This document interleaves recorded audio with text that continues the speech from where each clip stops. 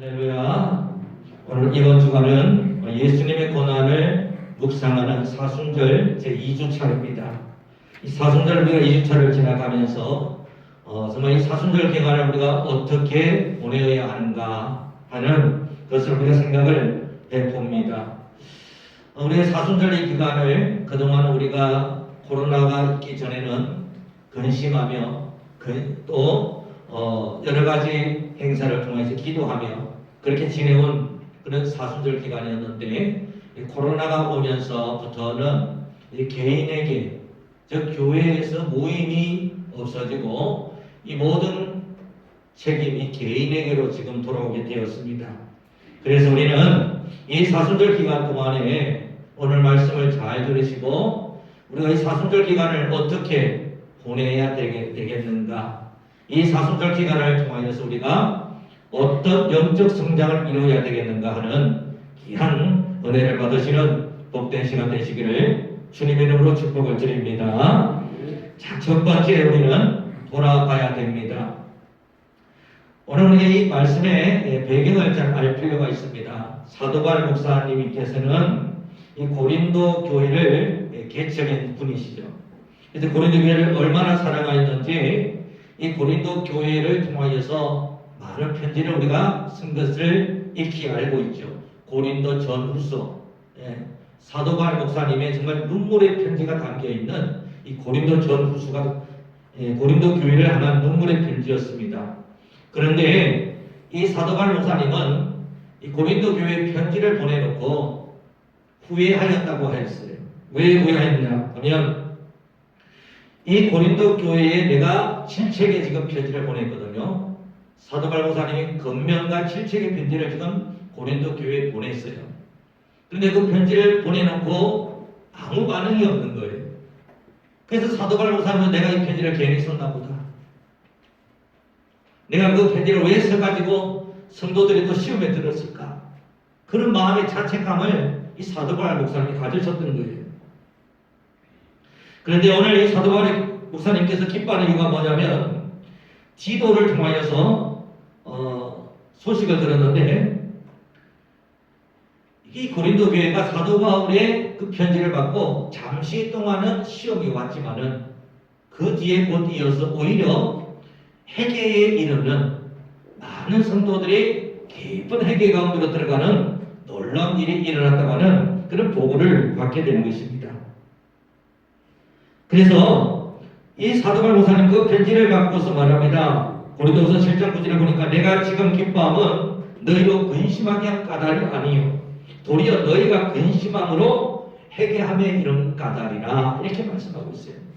그러니까 성도들을 근심하게 한 것을 기뻐하는 것이 아니라 이 성도들이 근심함으로 말미암아서 회개에 이르게 된 것을 기뻐하게 되었다고 그렇게 말씀하고 있어요. 사랑하는 여러분들, 우리는 신앙생활에 있어가지고 중요한 부분이 있다는 것은 뭐냐면 자기를 돌아볼 줄 아느냐는 거예요. 성찰의 능력이 있는가 없는가 하는 거예요. 저는 과거에 처음에 은혜를 받았을 때는요, 매일매일 새벽마다 밤마다 교회 와서 울면서 기도하는 그 사람을 제가 이해를 못했습니다. 아니 저 사람은 무슨 시를 저렇게 많이 지어가지고 밤마다 새벽마다 지금 맨날 울까, 제 어린 마음에 그런 마음이 들더라고요. 근데 제가 이제 신앙이 성숙해지고 좀 알아가면서 그 근사님을 정말 존경하게 되었어요. 왜 그러고 하니까 그 근사님의 기도를 가만히 들어봤더니 그 근사님의 그 기도에 정말 우는 기도는 뭐냐면 자기 자신의 모자람으로 인해서 울고요, 구원받지 못한 가족들을 위해서 울고요, 또 교회의 목회자와 교회의 여러 연약한 지체를 위해서 울고요, 또 이웃에 전도하지 못한 그 영혼들을 생각하며 울더라고요. 제가 그 기도를 이제 들으면서 정말 그 전에 그 눈물의 의미를 제가 이해하지 못했다는 거 아닙니까?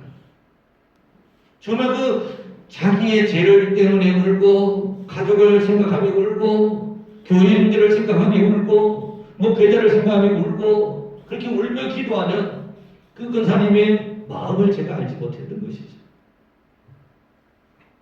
사랑하는 여러분, 이처럼 하나님께서는 참으로 당신을 사랑하는 자에게 하나님이 근심을 주시는 거예요.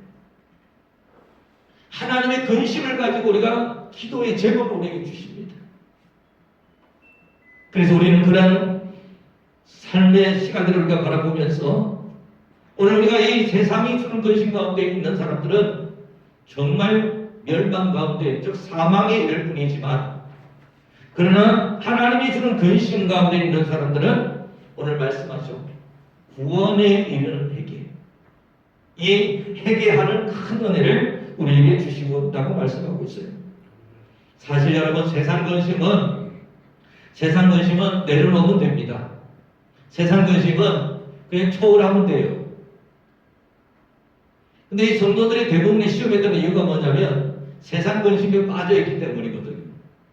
나 시험에 들었어요 하는 주 원인은 뭐냐면 내가 세상 근심에 빠져있다고 하는 거예요.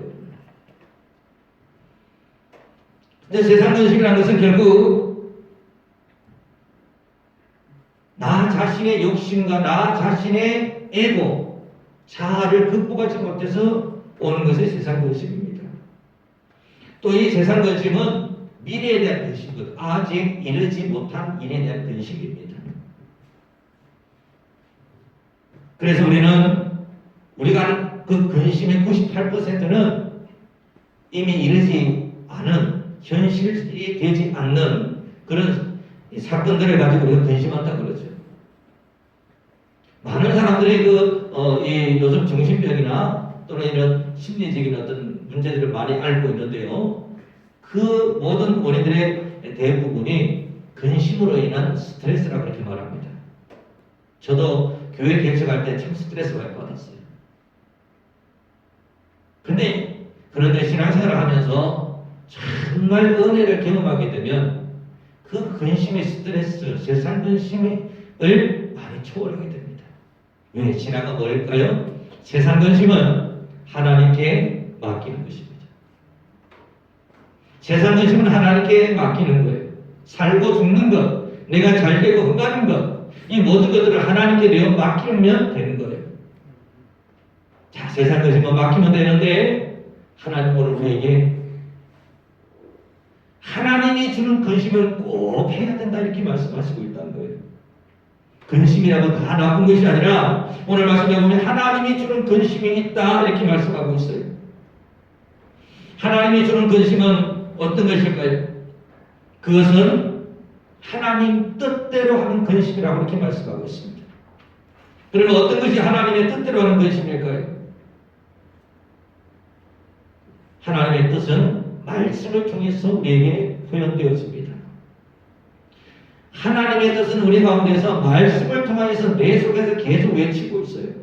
계속 말씀을 통하여서 내 양심에 자극을 주고 있어요. 그래서 우리는 항상 우리의 삶을 돌아봅니다. 우리의 삶을 무엇에 비추어 돌아보냐? 말씀의 거울에 비추어 돌아보는 거예요. 그것이 여러분 신앙에서 가장 중요한 능력입니다. 우리의 신앙이 좀 더 깊어지기 위해서는 후회할 것이 없는 회개에 이르는 구원을 받기 위해서는 돌아볼 줄 아는 능력이 필요해요.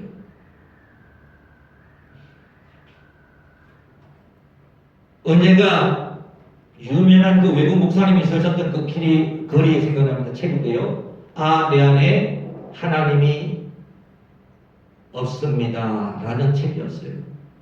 아니, 목사님 입에서 나올 말입니까? 자기 안에 하나님이 없다니요. 그런데 여러분, 이 목사님은 자기 안에 정말 하나님이 조금이라도 없다는 것에 대해서 예민하게 반응할 정도의 자기 성찰의 능력이 있다는 거죠.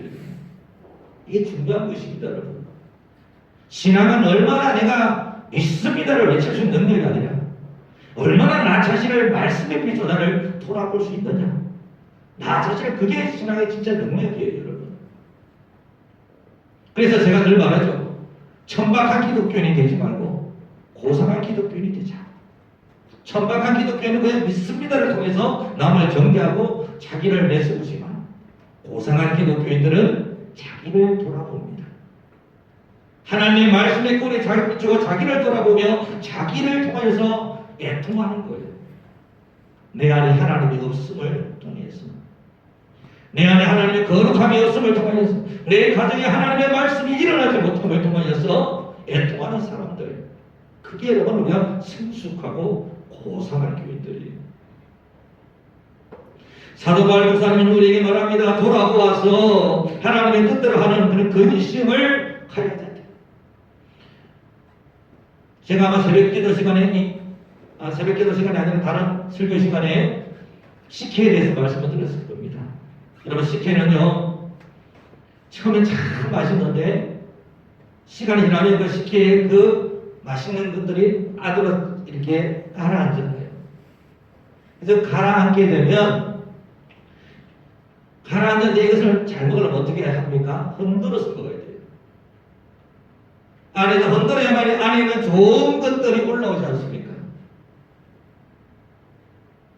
여러분이 우리가 자기를 돌아본다고 하는 것은 흔들 수 있는 능력이에요. 얼마나 내 자신을 흔들 수 있는가? 설교하는 것이 뭘까요? 성도들의 신앙이 자꾸만 내려앉고 가라앉을 때 그 신앙을 다시 한번 흔들어 줄 수 있는 것이 설교가 되어야 한다는 거예요. 다시 한번 깨달을 수 있도록 해요. 다시 오늘 우리 성경의 말씀대로 하면 뭐죠? 하나님의 뜻대로 이루게 하는 근심을 가지게 하는 것, 그것이 설교의 목적일 수 있다는 거예요. 참 이상하죠? 근심하지 말라고 그러는데 오히려 근심을 주는 설교를 하려고 하니까. 근데 성경에 보면 여러분 어떻습니까? 수많은 예언자들이 하나님의 그 근심하게 하는, 즉 예루살렘이 망합니다, 지금 회개하지 않으면 다 잡혀갈 것입니다, 이런 예언을 했잖아요. 거짓 선지자들은 어떻게 했죠? 아닙니다, 절대로 안 망합니다, 왕은 천세를 누리소서, 이렇게 말했잖아요. 무엇이 여러분 우리를 살리는 구원의 말씀입니까? 회개에 이르게 하는, 우리를 깊은 회개에 이르게 할 수 있는 그 말씀, 그 하나님의 뜻이 참으로 우리를 살리는 줄 믿으시기를 주님의 이름으로 축복을 드립니다. 그래서 여러분, 우리는 모든 일들 가운데서 하나님의 뜻에 맞추어 살고 몸부림치야 되고요. 그리고 우리는 때때로 우리는 말씀의 거울에 우리 자신을 자꾸 때려보면서 그 가운데서 정말 우리가 마음의 갈등이 오죠. 하나님의 뜻대로 살려고 하면요, 마음의 갈등이 많이 옵니다.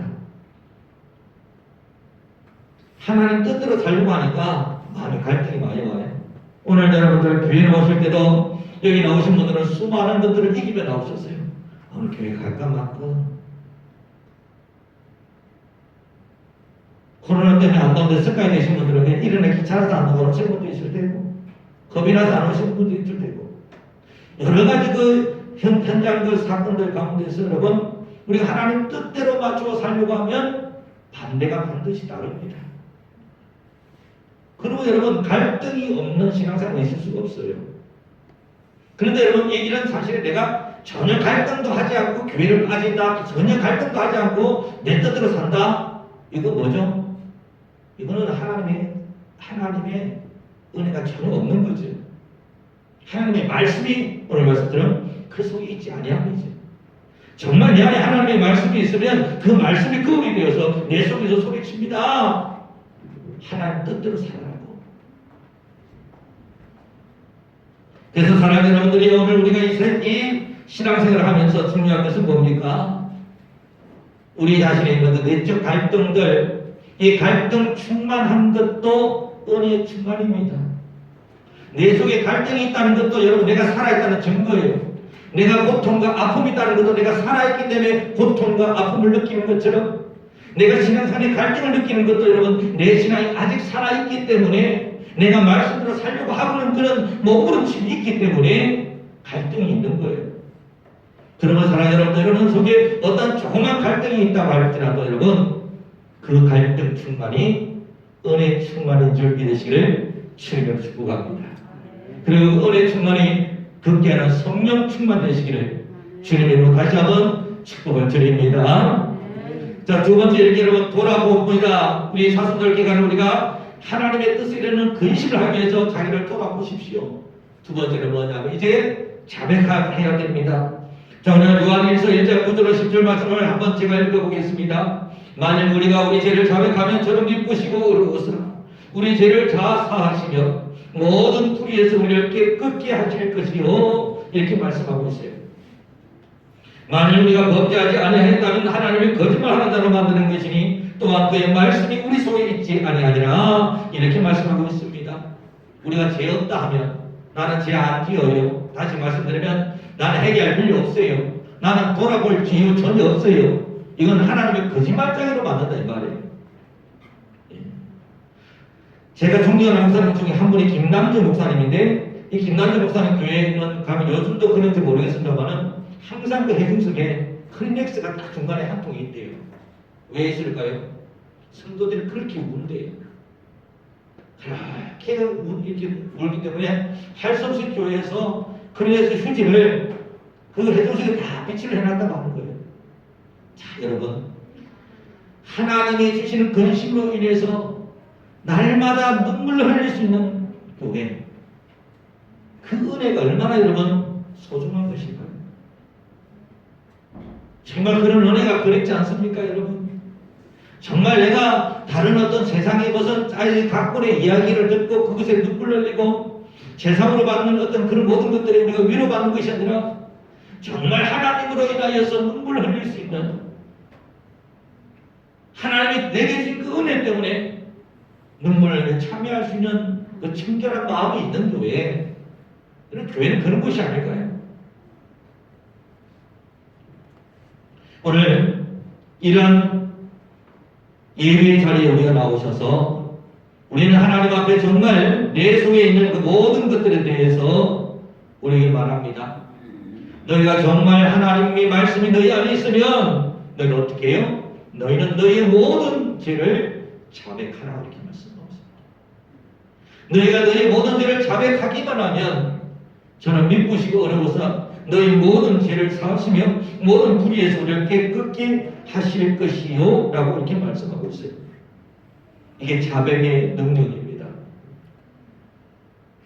어떤 분은 이게 이런 말을 합니다. 아니, 한번 회개하면 끝이지 무슨 날마다 또 자백을 또 해야 됩니까?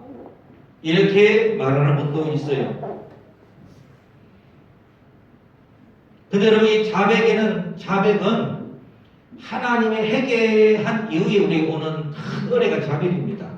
다시 말씀을 드리면 회개를 통해서 내가 하나님께로 완전히 돌아서죠. 하나님을 모르는 사람으로부터 하나님을 내 인생의 주인으로 영접하죠. 이게 회개입니다. 그러면 회개한 이유는 그때부터 어떤 은혜가 주어집니까? 이제는 자백만 하면, 스스로 내 모든 죄를 시인하고 자백하기만 하면 그 모든 죄가 즉각적으로 깨끗해지는 그런 은혜를 우리에게 주셨다고 하는 거예요. 이게 바로 자백의 은혜요, 능력입니다. 성당에 가면요, 고해성사라고 하는 게 있어요. 고해성사. 자기에게 어떤 죄를 지었을 때, 그 고해성사 신부님에게, 근데 신부님도 얼굴을 몰라요. 이렇게 그 고해성소에 들어가서 제가 이런 죄를 지었습니다. 용서해 주세요. 고백하는 그 고해 장소가 있습니다. 뭐 신학적으로 어떻고 저떻고 뭐 어떻게 신부가 성사를 받을 수 있느냐, 죄를 사해 줄 수 있느냐, 이런 논의는 뒤로 하고요. 저는 자백할 수 있다고 하는 그 능력에 중점을 두고 그 문제를 봅니다. 사람이 내가 내 자신을 시인하고 자백한다고 하는 것 자체로 이것은 굉장히 놀라운 거예요. 하나님 우리에게 말씀하시는 네가 너의 죄를 시인하고 자백하면 너희 모든 죄를 사하여 줄 것이요 깨끗게 하여 주시라고 우리에게 오늘 말씀하시고 계시거든요. 그런가 하면 예수님께서 이렇게 말씀하시고 우리 구원에 대해서 말씀하신 거라 하죠. 마음으로 믿어 의에 이르고 입으로 시인하여 구원을 받느니라. 입으로 시인한다는 거예요. 근데 그 시인이 뭐예요? 예수님을 주인으로 시인하면서 동시에 우리가 시인해야 되겠어요. 주여 나는 죄인입니다. 이걸 시인하는 거예요. 그리고 자백하는 거예요. 이것이 굉장히 중요한 거예요. 저는 이제 설교 시간에 꼭 가능하다면 할 수가 있다면 설교자의 자백을 넣으려고 그래요. 뭐 설교자도 사실은 다 불안하는 사람이잖아요. 그래서 우리는 자백하는 이 행위가 있어야 됩니다. 끊임없이 깨달음의 은혜, 돌아와서 늘 깨닫고 또 깨닫고 깨달음의 은혜가 넘쳐야 되고요. 교회마다 무엇이 납니까? 교회마다 나가서 자백의 능력이 나타나는 거예요. 속회에서마다 내가 이렇습니다 저렇습니다 하나님 앞에 자기를 내어놓을 수 있는 그런 은혜이지 않습니까? 서로 위선 떨고 하는 것이 아니라, 그런 제하고 있는 것이 아니라, 손잡고 사는 게 아니라, 정말 주여 내가 죄인입니다, 내가 이런 데서 내가 돌아옵니다, 주여 나를 고쳐주시옵소서. 이것이 우리 이 사순절 기간에 우리 가장 소용되어지는 것이에요. 하나님의 방법은 반창고를 붙이지 않습니다. 그냥 반창고 하나 이렇게 붙여서 낚자는 방법이 아니죠. 우리 집안에 개가 들어와서 갑자기 똥을 싸는 것 같다고 생각해보세요. 그 똥을 휴지로 덮는다고 냄새가 사라집니까?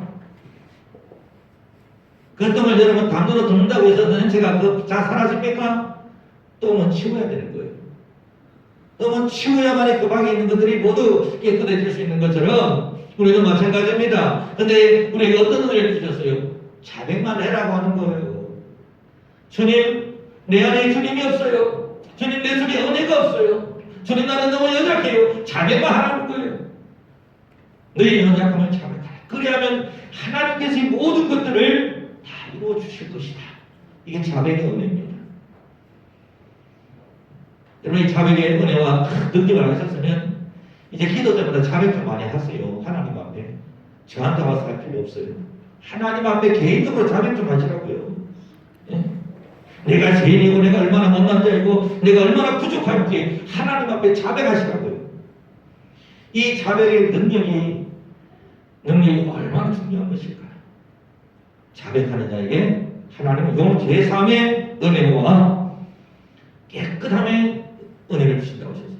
몸이 온전치 못한 자에게, 자백하는 자에게는 하나님께서 그 몸을 온전케 해주십니다.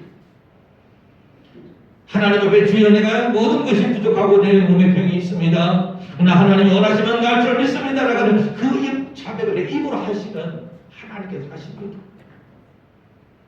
그런데 그 자백을 우리가 온전한 마음으로 하지 아니하기 때문에 우리가 자백이 없이 여전히 우리 마음속에 똥을 치우지 않은 상태에서 우리가 신앙생활을 하고 있기 때문에 우리 신앙생활에 문제가 생기는 것이죠.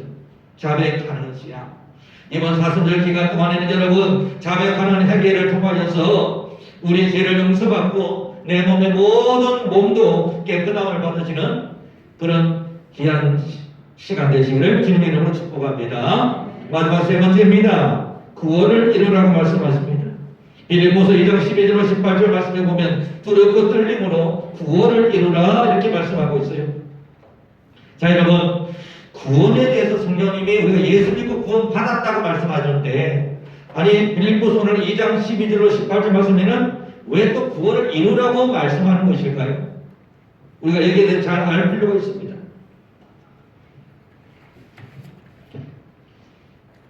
자, 우리가 구원은 하나님의 선물로서 우리가 믿음으로 말미암아 구원을 받았어요.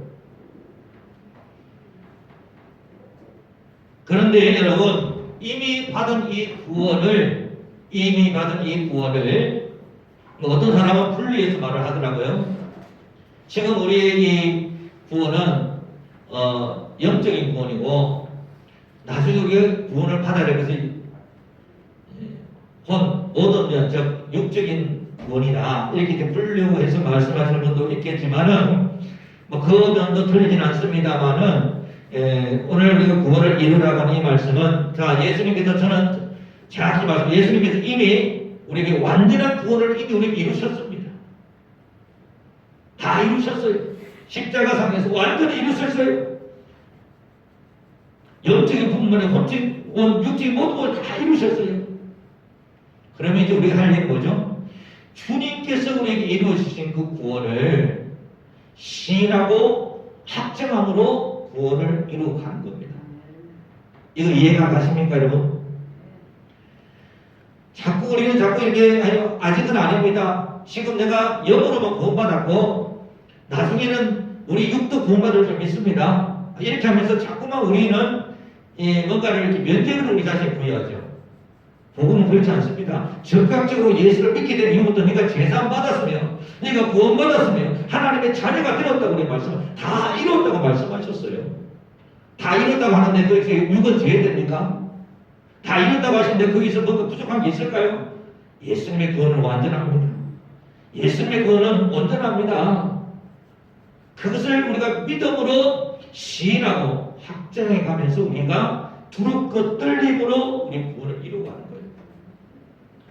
이게 우리 믿음의 과정이라는 거예요. 그래서 우리가 주님이 이미 이루신 그 구원, 완전한 구원,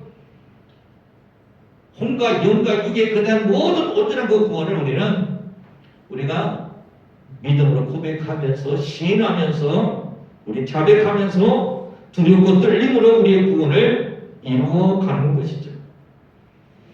이미 예수님께서 이기신 그 사업을 우리는 이미 예수님 걸어가신 그 길, 예수님께서 이미 천국 가는 길을 온전히 열어준 그 길을 우리는 따라 걸어가기만 하면 되는 거예요. 그게 구원을 이루는 길입니다. 그러면 여러분, 우리는 예수님께서 이미 이루어진 그 구원의 길에서 여러분 조금 더 흔들리지 마시고 조금 더 여러분 우리가 갈등하지 마시고 우리에게 그 주어진 길을 끝까지 걸어가시기를, 흔들리지 마시고 끝까지 걸어가시는 저와 여러분 되시기를 주님의 이름으로 축복을 드립니다.